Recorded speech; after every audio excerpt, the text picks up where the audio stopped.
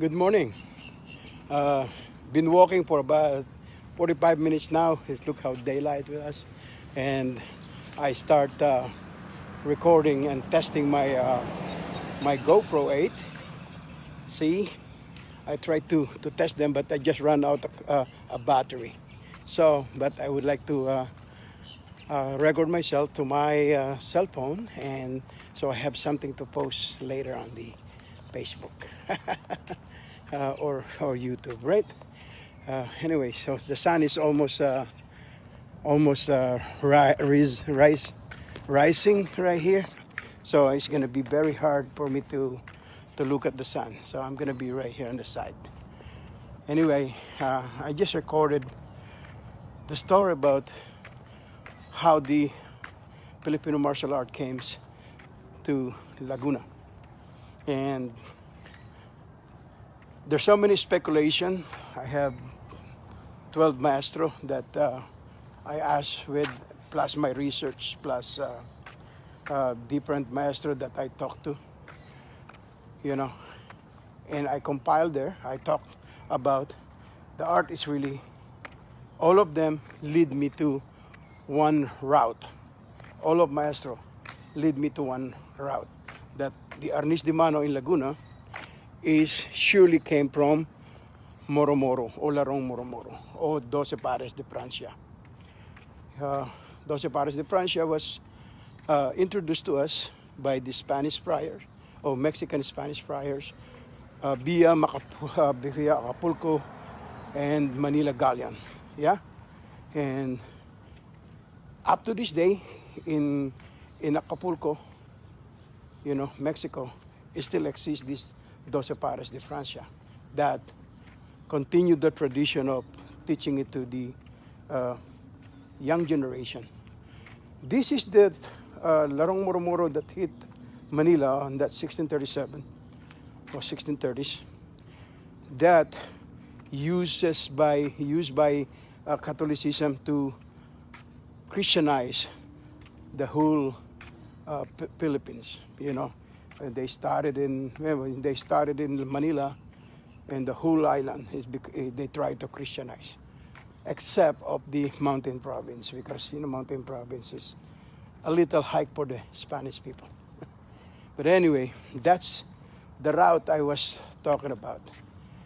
Arnis De Mano in Paete, the first time the recorded saying is 1700, but the Siete Generales Eskrima is also came at the same time, which is separated from the 12 Pares de Francia. Why? Because the fencing art, according to my father, is Siete Generales was taught to a soldier of Paete first, a saber, not that's the thing. At the time, the government already took over this safety, of the citizen. Therefore, everybody must, forget about training, their local, self-defense art or war arts, But I don't see any records that they forbidding to practice. They're just saying it stop the recreational practice or recreational, games like that. They call it a game. It must be wrestling or stick fighting or sword or even a form of spear and bow and arrow. So, and even in the other Filipino martial art, they fail to document it or to give us documentation of when they banned the practice of the art, because they never banned it. They just encourage Filipino not to practice all of these hunting arts and war arts that we to defend themselves, because there's now constabulary or soldados that they're trying to build and the one who run the government is the Catholics or the church. They're all the same, you know, structure. You know, the government and the church is always one. You know, run by priest o cura parroco, and then they put Gobernador Silio or the Capitan de you know, de Pueblo or Cabeza de Pueblo. It means mayor. And then, but all of those answer to the priest at the time because they're the government, you know, sanctioned to the Spain. And if the Catholic or the church doesn't like the way you run, you know, the government, they actually can have reported you, have reported the mayor, have reported the Cabeza de Barangay or the Cabeza de Pueblo to the Spain and being removed in power. So that's how it is. But most of the time, the government play tap to the people of you know, the Filipino, because we are considered what? Indios.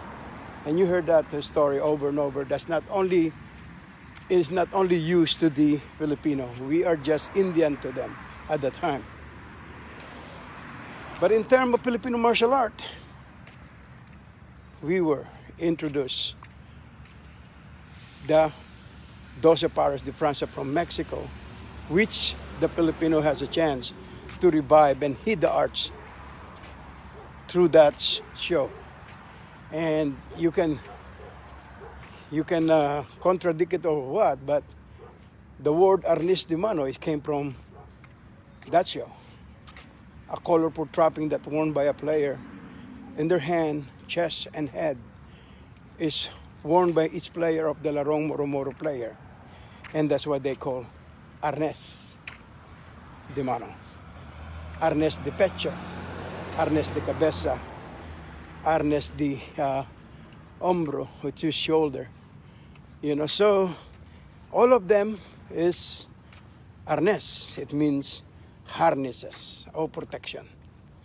So that's what became the word. Eskrima, in a sense, is never been created by Filipino. Why? Because the word exists before the Filipino even become Filipino. It was in Spain. They call it esgrima. But the way Filipino talk is, the word esgrima, we don't have G on our alphabet.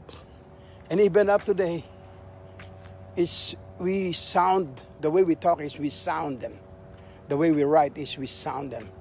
And the word esgrima is silent G. You know, when we don't have those, so we have K. So we use eskrima. We don't even see, you know, C and Z in our alphabet. Our alphabet has no C and Z. You know, so, or Enya too. Like, so that was changed to esgrima to eskrima. And that's the only what they call that, common sense translation of eskrima. So whoever said that this is created by Filipino, no, they just adapted the word, but we don't create it. The art was created, but the word was adapted. I think that's a better way to say it, right? About Kali, Kali is not even in my imagination that called Filipino martial art, because if that Kali, the way they claim, came from Mindanao, then Mindanao is not represent the whole Philippines. And if the Kali came from Cebu or Bisaya, the Bisaya is not represent the whole Philippines.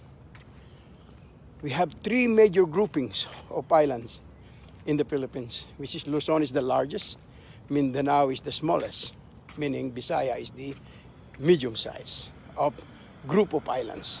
Okay, archipelago, that's what we call. Why? Because it's 1,000 of islands, not only one. You know, even the Luzon has more islands. So you're not only going to large island, which is Luzon. There's a bunch more small island like Mindoro. That's part of our Luzon, including, the tip of Palawan is also part of Luzon. So, meaning Kali, the only way I could really look at it is because it led to searching what is the meaning of Kali. And there's the only thing that we can think of is everybody in Bisaya and in Mindanao, Kali means to dig. Yeah. And in the Filipino, in Filipino language, to dig or to scrape. To scrape is kalis, kaliskis, kalisin. It means kalis. It's not even represent sword, at that time. Kalis, it means scrape, to scrape. So, yeah, they have Kali sword in Mindanao. The plain, Chris, the one that not wavy, that's Chris, that's Kalis. That's good, I understand that, but to say that's the mother art, I don't think so. It's their mother art, I would say yes, but not the mother art of all Arnis De Mano or the all Filipino martial art. Because when you say Filipino martial art, you're talking about the whole archipelago, Luzon, Visayas, and Mindanao. And if you talk about, a particular name on their style, everybody had their own favorite. Maybe Mindanao, has their own arts that they call Filipino, Paete or Laguna has, or Luzon, we call it Arnis or Eskrima, Estocada, which is adapted also from the Spanish, the Estocada. So it's hard to fight or to argue about names. Why? Because it could change in different way in different town, on different province. So we leave that a claim still just a claim, because if whoever embrace it, good for them. We don't argue anymore, because we argue is the effectiveness. If your art is effectiveness, you can call it whatever you want to call it. If it's effective, I doubt it. Anybody would complain if you hit them in the head and say you call that hitting to the head.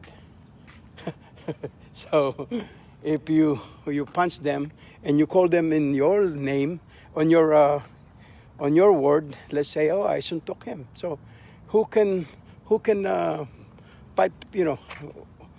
Who can what they call that disprove that the name is exists if it exists in our language? That's why every time I hear the Visayan and Mindanao terminology, I leave them alone. Why? Because I don't speak Visayan, I don't speak Mindanao, and I'm gonna start correcting them to their language. Yeah, that's not my way. I am for the truth, and I am from the facts. And if it doesn't hurt if it doesn't hurt me, nor hurt my arts, I leave them alone. Because it's better to be friendly than an enemy. But somehow, so many people out there that want to be your enemy. Why? Because they want to prove that they're a better man than you. Well, there's the only one to find out. Fight me or fight you. That's it. If anybody do that to you, you tell them, hey, there's only that's what they call it, a man's game. You cannot just call a man's game if it's not done by a man. So to call it what to your art, whatever you want to call it, to create your own history, to whatever you want to create your history, it's just up to you. Because I have no right to correct you, and nor you to correct me. Why? We are totally two different entity, two different group of people, two different group of Filipino martial art. And yes, we all under Filipino martial art, but we can be on our own. That's why I call our arts Garimot Arnis. It means it was my family first, and then the arts. Yeah, I put there. It's a created arts, or it's not created. Oh, it's like a gathered, by the Garimot family, and taught to the Garimot followers. That's all it is. Nothing much. And don't kill me when I said Kali is not available. Yeah, it's available, and available now, and will be available in the future. Yeah. The only thing that I want to make sure is you don't shut up the other FMA practitioner because you want to push your own agenda. Okay. And even though that your fighting name or your fighting technique was I would say copy or just happened to be the same by the other system, don't say they get it from you, or don't say that they must be get it from my arts, because that's absurd. You know what I mean? Absurd. The only way that you can prove it that we are wrong to all of our history is if you are part of our, town, of our history itself. Like you're from Laguna, then put your case on the table and we'll talk about it. Nothing else. We're a bunch of adult. We cannot just argue about things that nobody can win. Yeah, that's why everything's, in Eskrima, Arnis, Estocada, and even Kali, they have only one thing in common. They're all fighting.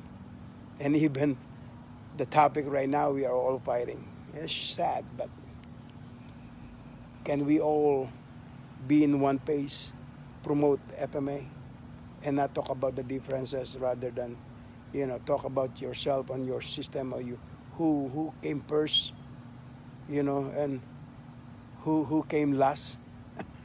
It should be helping each other, promoting each other, pushing each other to the top, rather than pulling down to the bottom. Please stop that crab mentality. If somebody's going up there, praise them. I praise every single one that go on top. I thank them by paving the way for us to teach our niche of Filipino martial art. Remy Presas, Gran Tojon Leo Gahe, Inosanto, I praise them. All of them. Why? They paved the way. They're the one who started it all here in the outside Philippines to promote FMA. Kakoy Canete. All of these people, all of this past master that walk in this world and leave a legacy to go by. We should be thank them. And I thank my family, I thank my father, and all of my 12 maestro that they taught me the arts and taught me to become one reasonable person. I don't want to be called Grandmaster because I never claimed one, nor I was given one a title. I'm only a guru, or gat Puno. It means head of my organization or head of my own family. Thank you very much for listening, and hope that this will clear things up a little bit. And I'm sorry if I offend you to the word I used today. Thank you for listening. Gat Puno Abon here, saying goodbye.